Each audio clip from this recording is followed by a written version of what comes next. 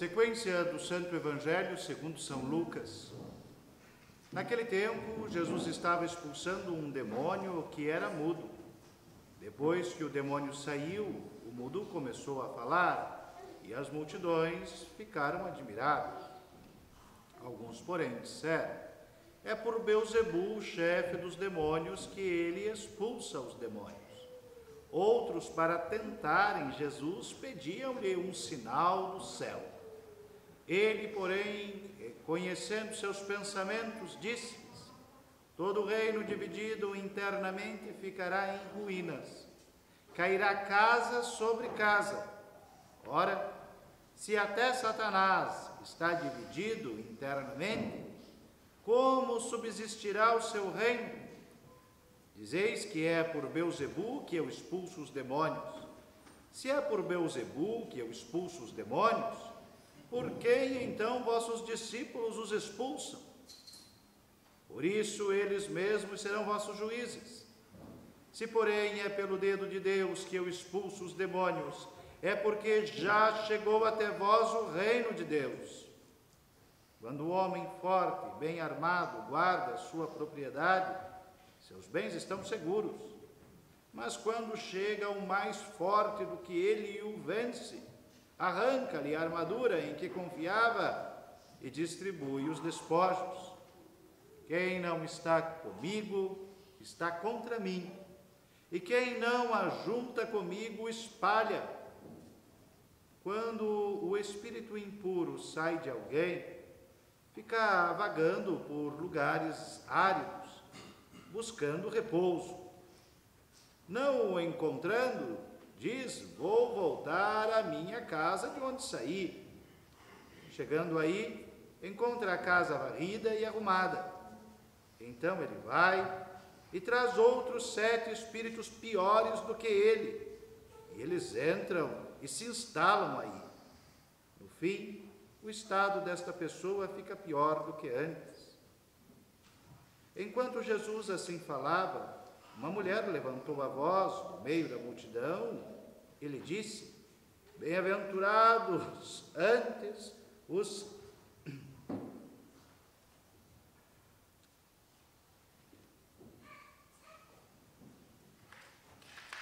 Traga o texto, porque está pela metade a tradução.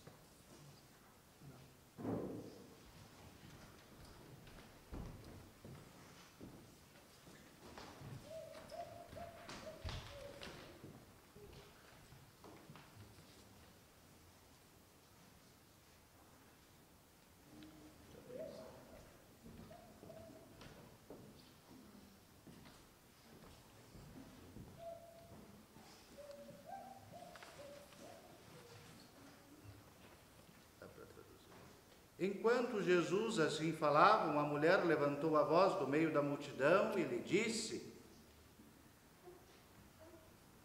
bem-aventurado o ventre que vos portou e os seios que te nutriram.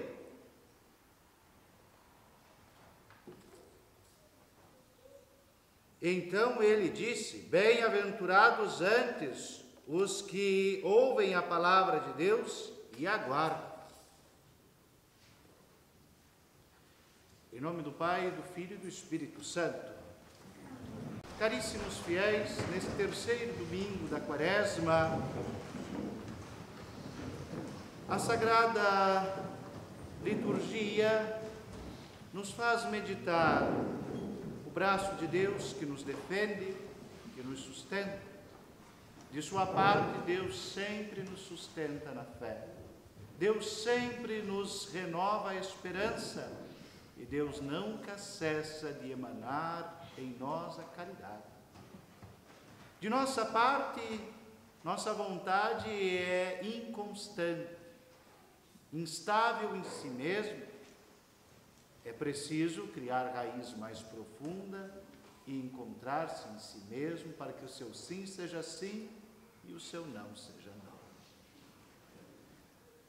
não. No mundo moderno, e em muitas formações sobre confissão que nós recebemos, uma das coisas mais taxativas, mais insistentes é aquela sentença: nem todo o pecado é contra o sexto mandamento, porque os confessores antigos só se preocupavam com o sexto mandamento, porque nós temos que ver que existem pecados mais graves. O sexto é o sexto, e o quinto, e o quarto, e o segundo, e o terceiro, e o segundo, e o primeiro, são mais importantes e ninguém presta atenção.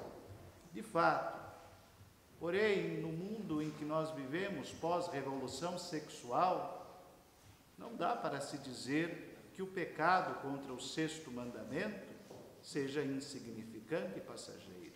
E, infelizmente, é o alçapão, a armadilha, aonde a maioria das pessoas saem da boa vontade e a fatalidade.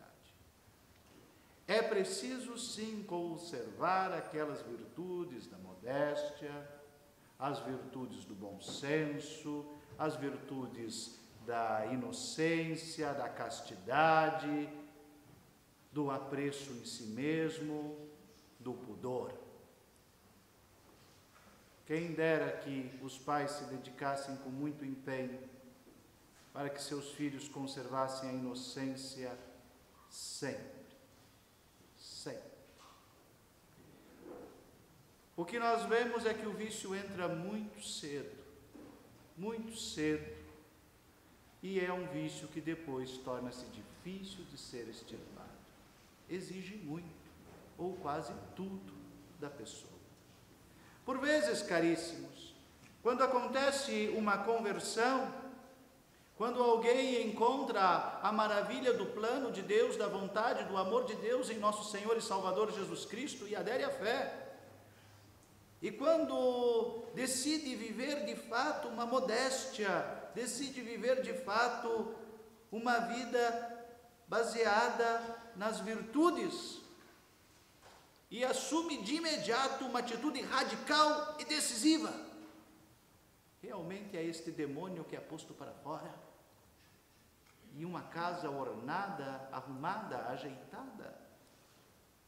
Vejo, por exemplo, que nos últimos anos as moças usam muito o véu, e na hora que já se faz essa decisão, depois de uma boa confissão, de uma declarada conversão de vida, abandonando as coisas mundanas, essas coisas, ilusões tolas, resolvem assumir a modéstia, colocando-se o véu para as liturgias, colocando as vestes mais modestas e evitando um guarda-roupa mais ousado.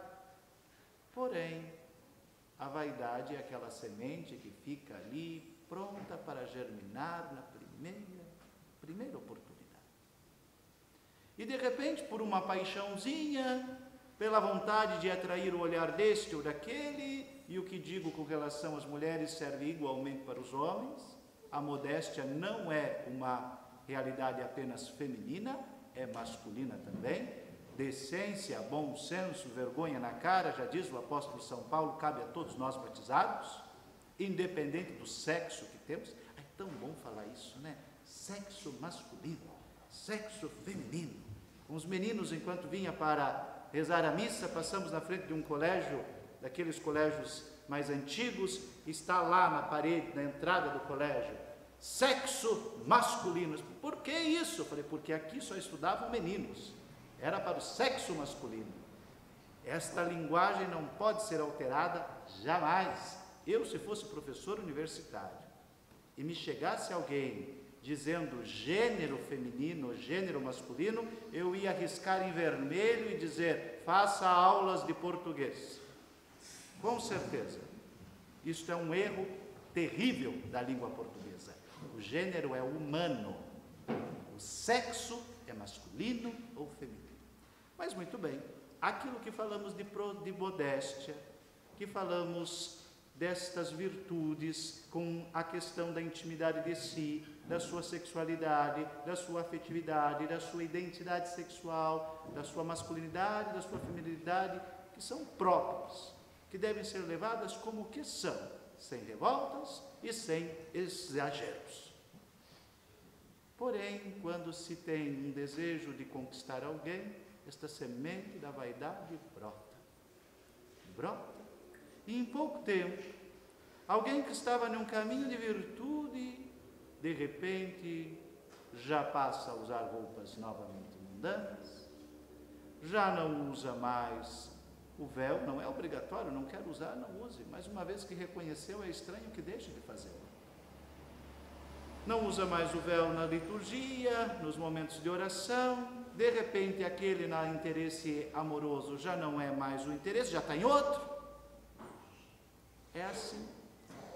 É muito mais difícil, depois de uma experiência de vida tradicional da fé, depois de uma caminhada de ingresso na vida espiritual, depois de um conhecer Cristo, é muito mais difícil depois voltar, porque já disse, já sei e já não deu certo. E começa-se aquelas desculpas mas lá tem pessoas que não vivem aquilo que pregam. Eu acho que nós precisamos lembrar a quem servimos e quem nos chamou.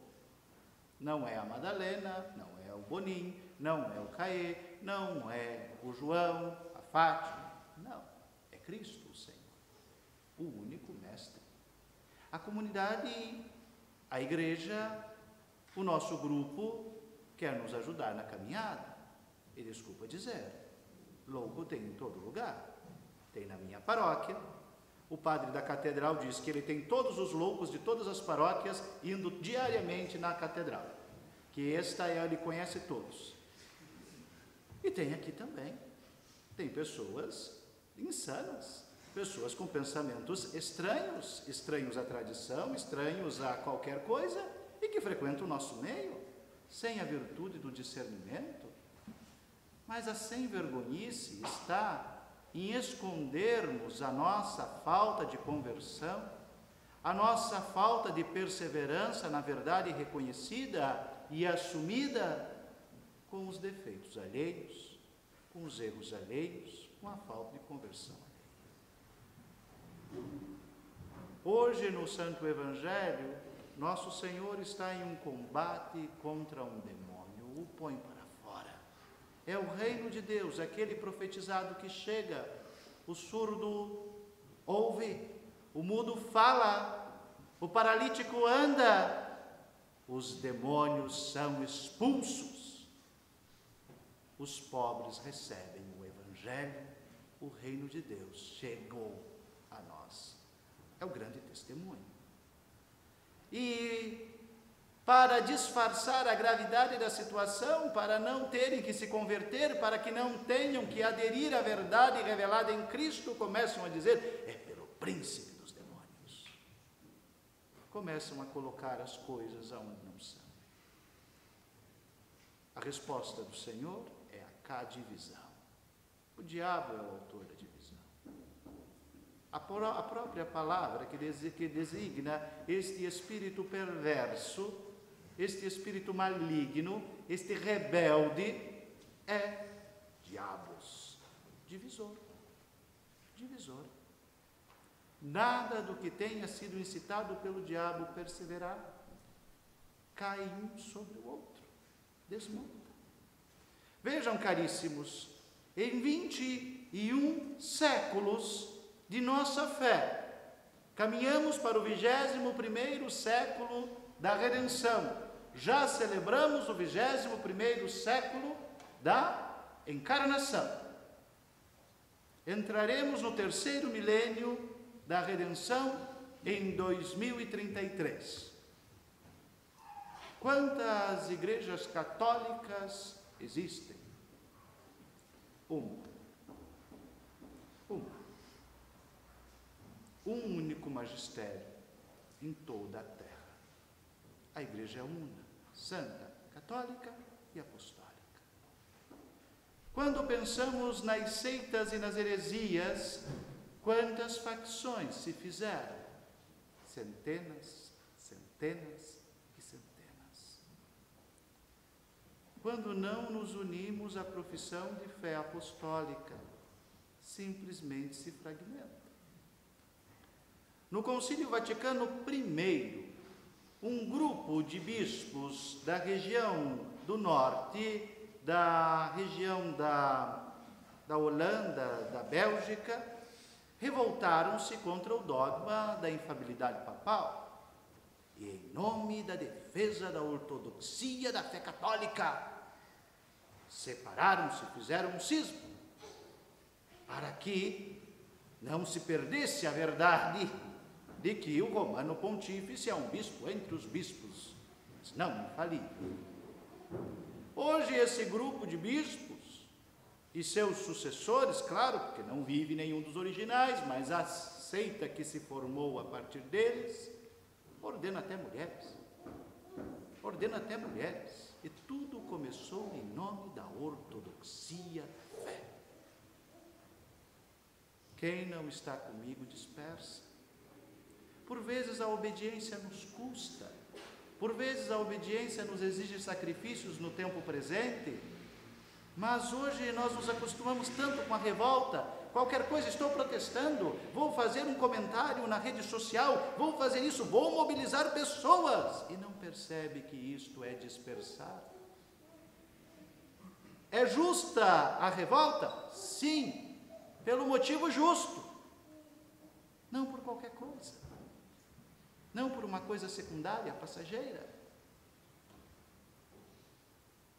Quem não recolhe comigo dispersa. Quando eu digo assim, este decreto que foi feito é inválido. Bom, então eu acabei de assumir a autoridade do autor do decreto. Eu sou padre.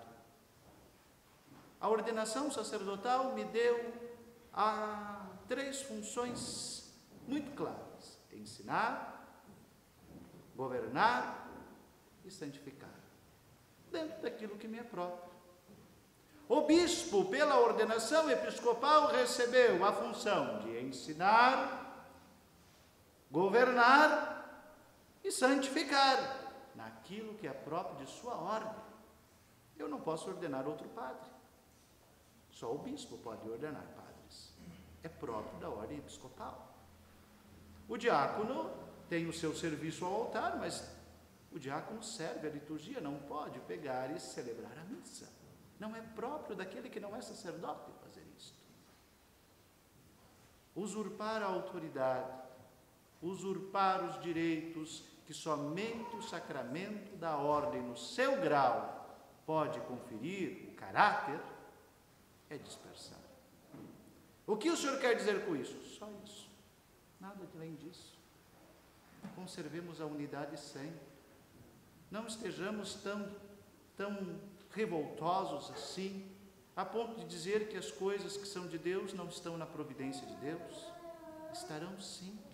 Pode ser que hoje nos desagrade, mas por fim o meu imaculado coração triunfará, nos garantiu a Virgem Santa em Fátima, já prevendo esses tempos difíceis.